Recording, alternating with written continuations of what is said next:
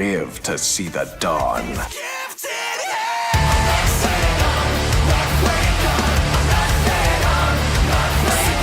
How's it going, my evil residents? Today we're going to take a look at the main villain of the Resident Evil series, Albert Wesker. We'll take a look at his history and lore, go over his appearances and designs, the voice actors that brought him to life, some other fun and unique things about him, and lastly his overall character, along with what truly sets Wesker apart from other Resident Evil characters and villains in fiction. In short, I'll be talking about why we love Albert Wesker. If you want more of this series, let me know by dropping a like on the video and subscribe for more Resident Evil content. There are already videos in this series on Chris and Cheel, which are linked in the playlist up in the top right corner, as well as the description below.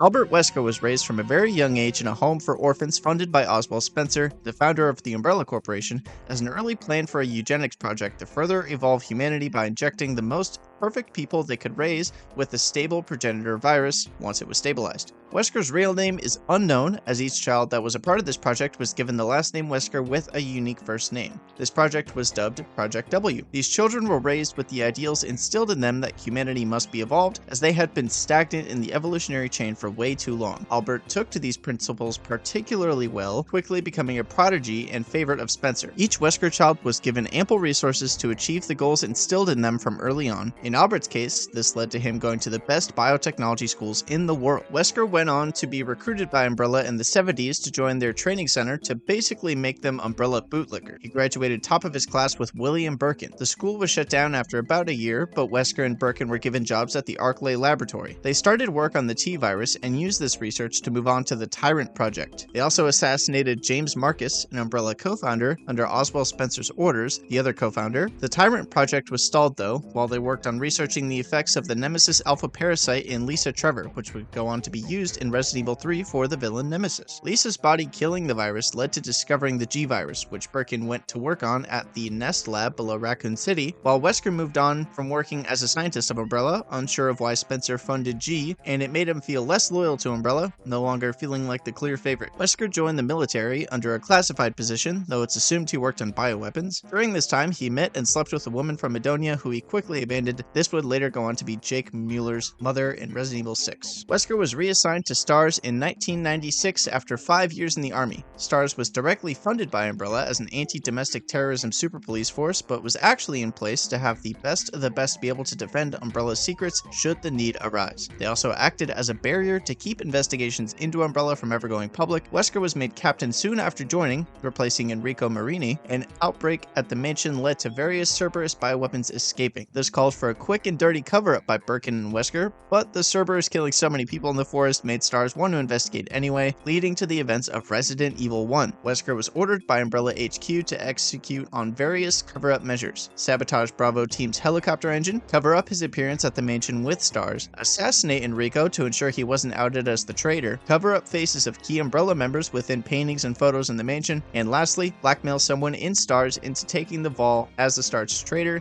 He ended up choosing Barry Burton as the victim of this. Wesker was provided with a special T-virus designed to make him stronger and regenerate from any damage to ensure his survival should he need it. Wesker led the team to the mansion, giving orders with the purpose to separate the team and let them fall to the monsters in the mansion, while he executed Enrico and made his way to the labs to wake up Tyrant, should any STARS members survive the mansion, that is. Wesker at this point injected himself with the provided virus. Wesker was attacked by Tyrant when he released it upon Chris and/or Jill confronting him in the labs below the Spencer mansion, as Tyrant recognized him as one of the people who experimented on it and nearly killed him. However, the virus in his system allowed Wesker to survive and narrowly escape the mansion. The virus that Birkin had created brought me back from the brink of annihilation. When I awoke, hatred became my master.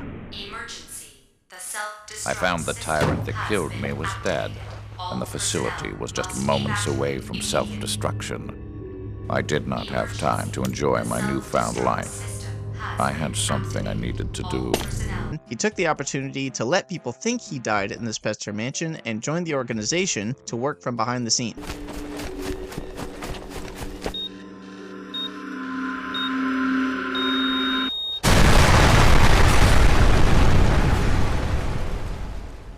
Wesker informed the organization of the G-Virus. They then sent Ada to retrieve it before Raccoon City was destroyed in 1998 and had her report directly to Wesker to act on behalf of the organization. While Ada wasn't a part of the organization, she was hired by them many times and would go on to in the future. Soon after this, Wesker led one of many raids on Umbrella compounds across the world to raid them for any leftover research and materials. Wesker led the raid on Rockford Island, home to the Ashford twins, and recalled them researching the T. Veronica virus here. He wanted it and tried in vain to retrieve one amidst the T-virus outbreak caused by the bombings of the facility. However, he was successful in retrieving Steve Burnside's body, who had been injected with the virus as a result of him being a test subject for the virus. At Rockford Island, Wesker faced off with Chris and Claire. Wesker almost righted his mistake in the mansion by killing Chris, but was stopped by Chris dropping a pile of metal beams on him and escaping before the compound exploded.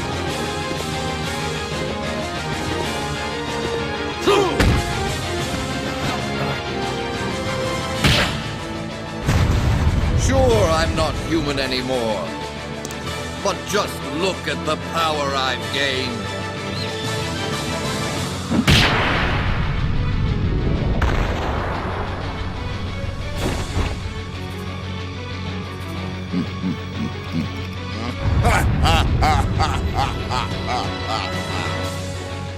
Magnificent, don't you think?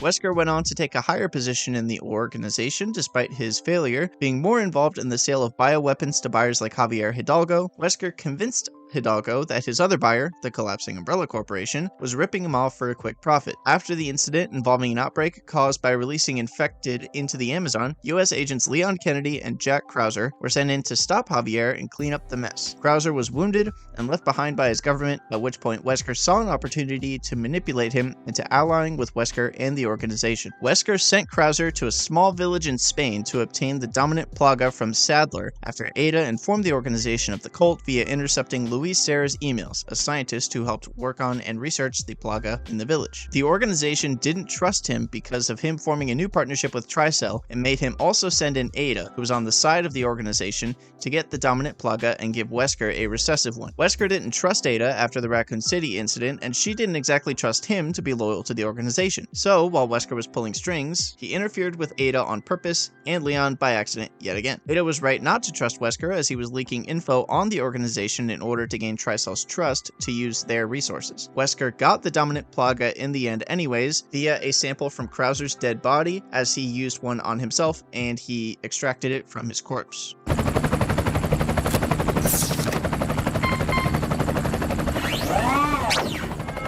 Punctual. I like that. Is Krauser there?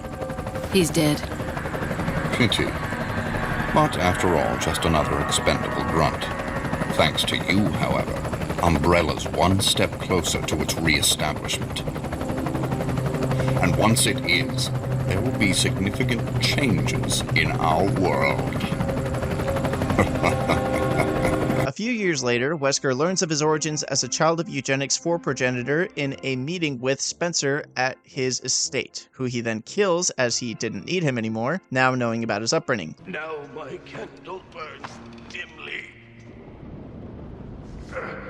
Ironic, isn't it? For one who has the right to be a god. To face his own mortality. The right to be a god.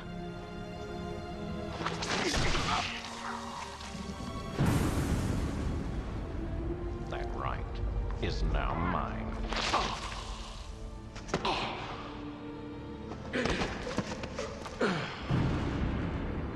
Chris and Jill are there to arrest Oswald Spencer for all of his crimes with the Umbrella Corporation, at which point they meet Wesker and break out into a pretty lively scuffle. Why did I fucking write like? Wesker survived being pushed out of a window and falling into the sea after battling Chris and Jill, taking Jill with him in the fall. Let's finish this.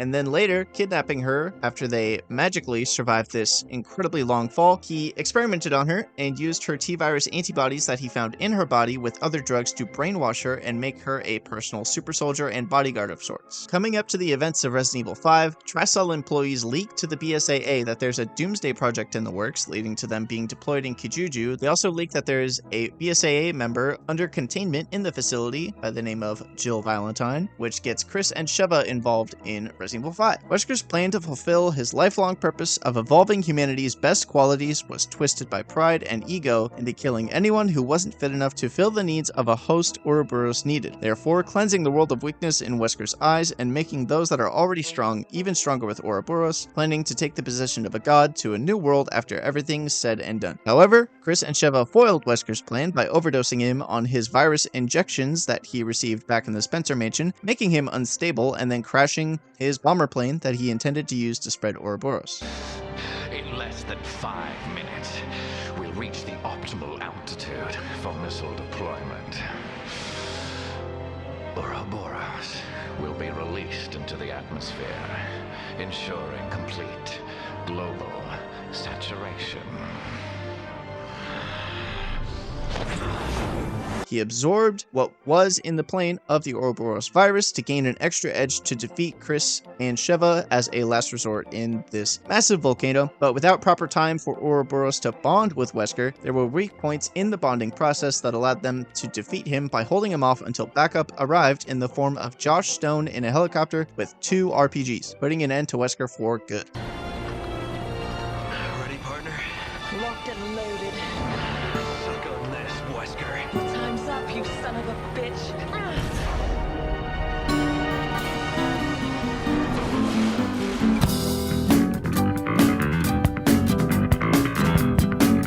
Some key changes to Wesker's story are pretty much only in Resident Evil 4 Remake, where it changes a key plot point in removing Krauser from Wesker's plan altogether, instead placing him in allegiance with the cult. This means that he only has Ada in the field, with him in his yacht nearby should he need to intervene, which he eventually does. Overall, this makes less sense than the original and is a step to streamline a narrative that wasn't very complicated to begin with. Removing the espionage angle from Ada, placing Krauser's manipulation with a deeper commentary on how the US treats its veterans, and repositioning Wesker as someone afraid to do dirty work when it's well proven he can and will with the Spencer Mansion and Rockford Island.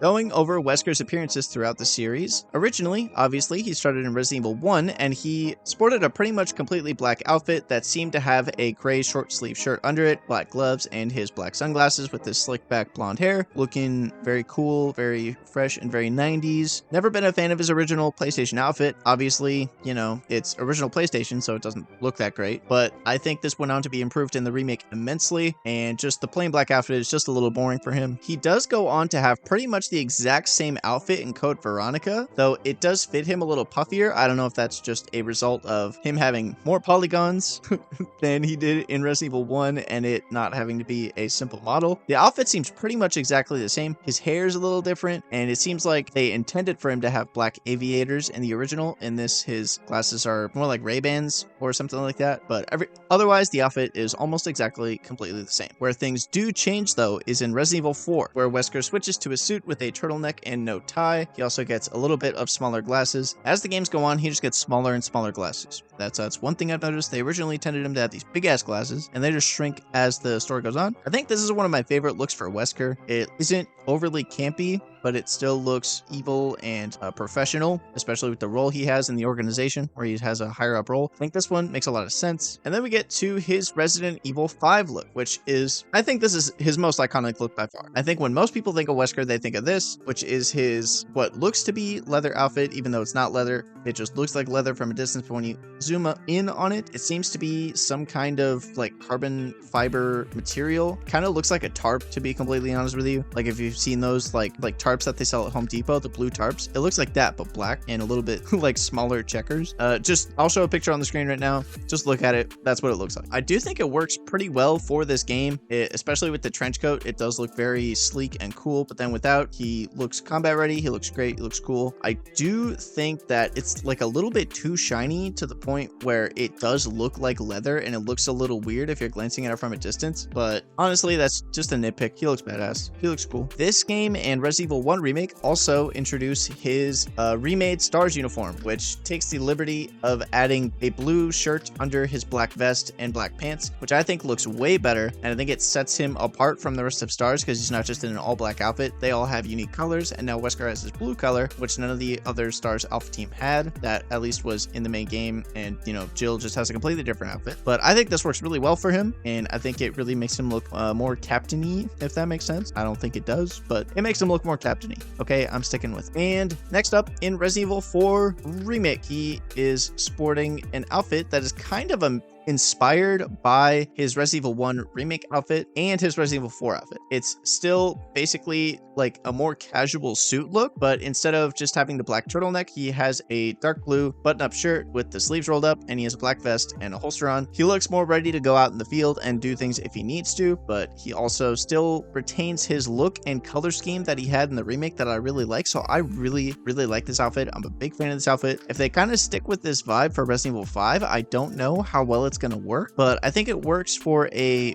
Resident Evil 4 and like post Code Veronica Wesker. So if they go for Resident Evil 5, I think they just have to commit to the like tactical leather ass look again. I don't know what else they would do. That outfit just suits maniacal evil Wesker so well. But again, I really like this outfit. I do want to take a step back to talk about Resident Evil 0, where he has his original Stars outfit in the game, but in the Wesker mode, he has his Resident Evil 5 outfit again, but he looks pretty much the same. I just wanted to talk about it because if I didn't talk about it, some guy would rip me a new one in the comments. So here I am talking about it. But since I am talking about Wesker mode, let's just talk about Wesker mode, because it's a unique mode in Resident Evil 0 that lets you play as Wesker instead of Billy Cohen and Rebecca, but she has the brainwashing device that Jill has in Resident Evil 5 and a unique black outfit that looks really badass. The difference of this mode is you have access to Wesker's melee abilities and such, which are all really cool and really OP, but Wesker can also craft herbs where Billy can't. He's also voiced by DC Douglas in the Wesker mode, but not in the main story mode,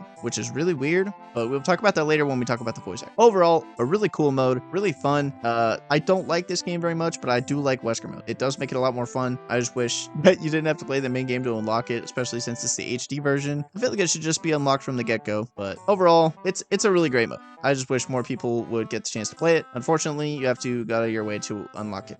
I do also want to briefly mention here, before we move on to the voice actors, that Wesker does seem to make a cameo in the game Resident Evil Umbrella Corps, which, if you don't know, is like a really shitty like team shooter game. Oh my god, it's bad. Don't play that game. I don't think you even can't play that game anymore. It sucks. But he has a voice cameo at the end of one of the missions as Wesker, and it seems to me like it's just a voice cameo. It's just that, but a lot of people think that it's like teasing some kind of setup, considering it's been over like 5 or 6 years since that came out. I think almost 10 now. I'm safe to say that was just a voice cameo and it wasn't setting up anything. So if that was your one and only hope for Wesker to come back, sorry for crushing it. I just wanted to mention that because it's really cool and not a lot of people know about it, so I'm mentioning it. Next up, we move on to Wesker's voice actors, which is overall, I think it's good. Some of the voice acting is a little cheesy, little hilarious, but I think that's most of it comes from the time that it was at when voice acting for video games wasn't taken seriously whatsoever. And it's also fun and it works for the camp level that the game has. And the first one that really exemplifies that is Resident Evil 1, where we have Pablo Kuntz voicing Wesker in this game. Oh my god, some of the line readings in this game are just so meme-worthy. They're so good. In multiple of my videos, I have used the Chris, stop it. It's so perfect. Then in Code Veronica, Resident Evil 0, and Resident Evil 4, we have Richard Wow, which I think is my second favorite. I'd probably put him as my favorite because the other person I was going to say is my favorite has only voiced him in like one cameo section of a game. So it's hard to put him at number one when he has so few samples to work with for voice acting. But I think this guy, kind of a little weak in Code Veronica, but I think by Resident Evil 0 and Resident Evil 4, he really got it. And he really nailed like the sliminess, the ego that Wesker has, but also just sounded a little bit unhinged. I don't know how well he would do if he voiced him in RE5, but I think he does a really good job for the games that he does. Code Veronica, like I said, kind of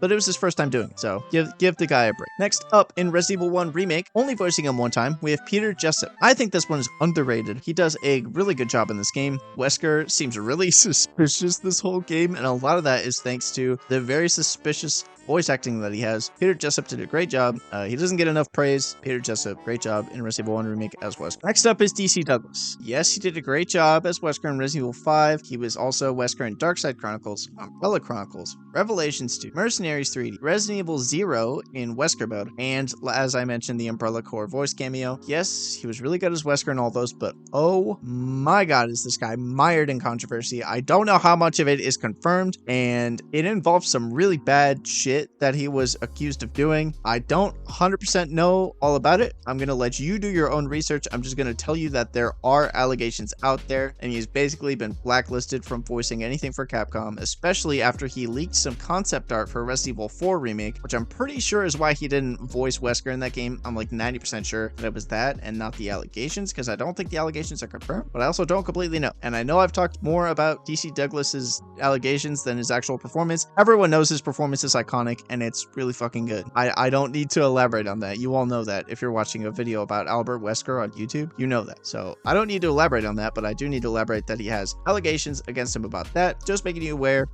That's that. Moving on to Craig Bernatowski. Craig Bernatowski does a really good job as Wesker in Resident Evil 4. I know that his voice performance is a little bit controversial, mostly because he doesn't go for the posh, almost British and sometimes British vibe that Wesker has going on in his voice performance, which I've never been a huge fan of, and I think it's kind of what makes him come off as cheesy. So if you rip out the thing that I think makes Wesker cheesy and just double down on the menacing and the creep and the sinister of him, I think it works so much better. I think this is really good for what we got in Resident Evil 4 Remake. It has room to be more maniacal and insane in a Resident Evil 5, where Wesker has gone even deeper down the drain. I think it's really good. I think it's underrated. If you don't like it, I understand, because it's very different, but props to Craig Bernatowski for taking on this role that has such a history associated with it of being a certain way, making it his own thing, and doing a really good job. Craig Bernatowski, if you watch this for some reason, good fucking job. Good job. Please stick around for Resident Evil 5 Remake. Please God, I would do anything. Next up, there's some key things that I want to talk about with Wesker that I think make him really unique as far as antagonists go with Resident Evil and other franchises in general. First up is his rivalry with Chris. In the lore of the games, Chris and Wesker had a very, I don't want to say like brotherly rivalry, but they had like, you know how there's that one, most people have that one person that they compete with that they're both like good at. It's like a sports rivalry. How they're both like top. They were both like the best cops, best aim, stuff like that. And they joked about it. They kidded with each other about it, stuff like that. Haha, I throw football farther than you. I am cooler man. Stuff like that. And this rivalry with Chris and Wesker didn't go away when he betrayed Star. It just became a different type of rival. And I think that's really interesting. I hope in a Resident Evil 1 remake, they really double down on how betrayed Chris felt by Wesker. It's there in Resident Evil 1 remake, but I think based just by the fact that Chris doesn't talk much in Resident Evil 1 remake, this is kind of deflated a little bit, but it's there and it's really prevalent, especially in Resident Evil 5 and 6, where Chris has that monologue where he's talking with Jake and Jake's about to shoot him, and Jake asks, were you doing orders or was it personal? And Chris says both. And I think that really counters Wesker wanting to personally absolutely destroy Chris, not like that, and also execute on what he was born to do, which is evolve humanity. And how Chris feels is he was raised basically as the only figure that his little sister Claire had to look up to. He feels that he has to be the protector. He has to protect everyone. And Wesker feels like he has to fix everyone. So they both have their own goals that work with the rivalry in both ways. And I think that's really fascinating and it works really well. And please, if they remake Resident Evil 1 again, which it's supposedly leaked that they're going to, I don't really know, they really need to double down on this because it would be so good. Next up, which I don't think too many people notice, they just think that he just kind of goes crazy, goes stupid in 5. No, he kind of becomes more crazy as the games go on each time he fails, because in Wesker's mind, if he fails, he is not the best, and why should he exist? It's literally pointless for him to exist. That's the way he was raised. That's the way he was taught that humanity is. So he goes crazy when he fails. It makes him more desperate for approval and to prove that he is indeed the best. In Resident Evil 1, he brutally fails. The Spencer Mansion literally explodes and he barely escapes with his life. To Chris of all people, angry. In Code Veronica, thwarted by metal beams, and he's more maniacal in that game and a little more crazy in that game than he is in Resident Evil 1. Angry. In Resident Evil 4, he chills out a little bit, but he has a more behind the scenes role, and Chris isn't around, and he's still in like his planning phase, so he's a little more relaxed, which makes sense there. That's understandable. But in Resident Evil 5, after seeing Chris try to foil his plans again, after the person who foiled his plans the last 2 times was also fucking Chris Redfield, of course he's insane. And with these past failures, and this is like his last chance to prove that he can do what he needs to do, he's moved on from the person who basically raised him to be this way. And speaking about that scene of him killing Spencer, that is the scene that is like, there's no going back for Wesker. There's no fixing him. He's too far gone. He's completely evil. Because yes, Spencer was evil, but Spencer didn't want there to be like a mass genocide of people in the way that Wesker does. With fixing humanity, you gotta reset it. No, Oswald Spencer basically just wanted to make everyone Captain America, which is not as evil, but also wanted to forcibly do so, so it's still evil. So each time Wesker fails, he goes more crazy, he goes deeper off the deep end, to the point where he goes deeper off the end than the person who made him off the deep end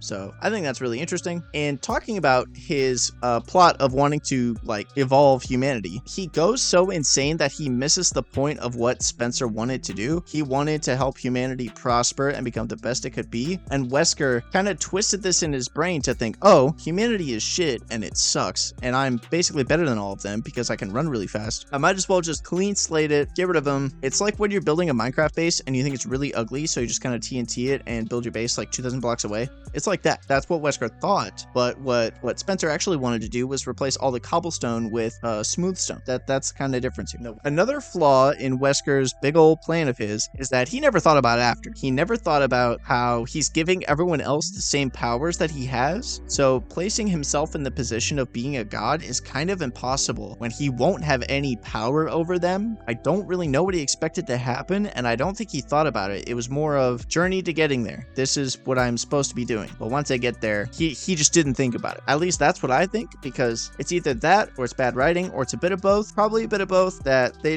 didn't think about after because, you know, after doesn't happen, and so Wesker didn't think about after. But if you do think about after, everyone's gonna have Wesker's powers and have crazy tentacle powers. So what's he really gonna do? How's he gonna leverage his godhood over everyone else? Yeah, he could say he made them, but what's to stop some dude from being like, okay, and I want this lane, and then killing, you know? Lastly, I want to talk about the things that set Wesker apart from villains from other media. And I think the first one is that he is attached to every main character in some way, even if he never interacts with them. Resident Evil 1, obviously, is directly there. Resident Evil 2, directly ordering Ada to do what she does, which directly affects Leon. And it also affects Claire, obviously, because Claire and Leon are there together, and then Claire is Chris's sister, and presumably knew Wesker in some capacity, whether it be as like loose acquaintances or just like, oh, that's my brother's coworker. She knew him in some way. And then obviously Code Veronica, they meet a couple times, I believe. Resident Evil 4, Wesker is there yet again, getting it in Leon's fucking way, indirectly through Ada and Krauser, which is insane. The amount of coincidences there. Resident Evil 5, obviously directly involved. Resident Evil 6, he's involved yet again via being a chip on Jake's shoulder, being the main reason Chris fell into alcoholism. His lifelong pursuit in the military just kind of wore on him, and that was his lifelong pursuit of bioweapons just wore on him, and that was a direct result of what happened in the Spencer Mansion with Wesker. Directly involved with Leon yet again, because Leon would probably not be an agent